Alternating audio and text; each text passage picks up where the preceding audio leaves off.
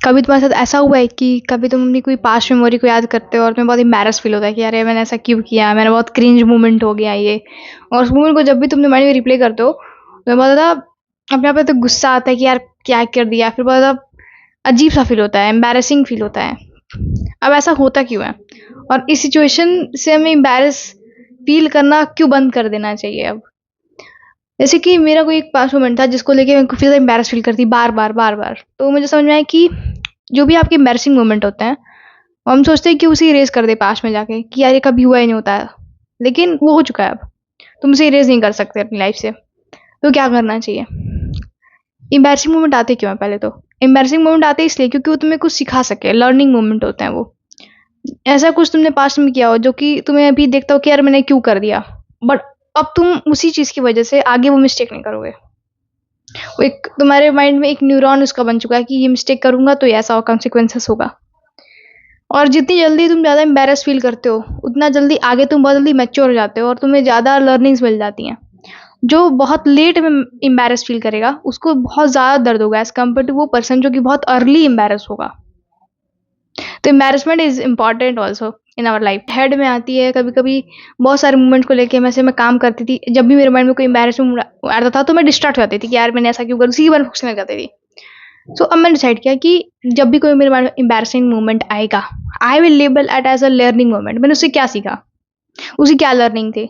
उसको लिखो एक पेपर पे, हाँ, ये चीज़ हुई थी, इसकी लर्निंग क्या हुई? कि हाँ, मुझे कभी भी किसी भी इंसान से बात करना चाहिए तो मतलब इस तरीके से बात करना चाहिए, इस तरीके से बिहेव नहीं करना चाहिए, सबको किसी को भी रूडली बात नहीं करना चाहिए। तो एक तुमने एक लर्निंग सीखी आया, तो ज़्यादा चांसेस है कि तुम अब पहले से ज़्यादा इमोशनली स्ट्रांग हो चुके हो, तुम्हें लर्निंग्स तुम्हारे बढ़ चुके, तुम ग्रो कर चुके हो अपनी लाइफ में। उसको उसके लेके बैठना is a waste of time. और एक और बात है, स्पॉटलाइट इफेक्ट। इस इफेक्ट के साइकोलॉजिस्ट कहते हैं कि सबको अपनी प्रॉब्लम बड़ी लगती है, ठीक है, बट तुम सोचते हो कि दूसरा हमारे बारे में क्या सोच रहा होगा, उसके सामने एम्बैरेस मोमेंट हो गया, वो अब क्या सोचेगा, वो मोमेंट कितना क्रिंज हो गया, अब मैं उसे कैसे फेस करूंगा उस पर्सन को, अभी अगर फेस करना पड़ गया तो।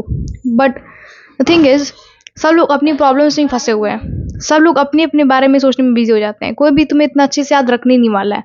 तो इस मिसअंडरस्टैंडिंग में मत रहना, क्योंकि everyone spotlight their own moments, उनको बस अपने मोमेंट्स की पड़ी होती है।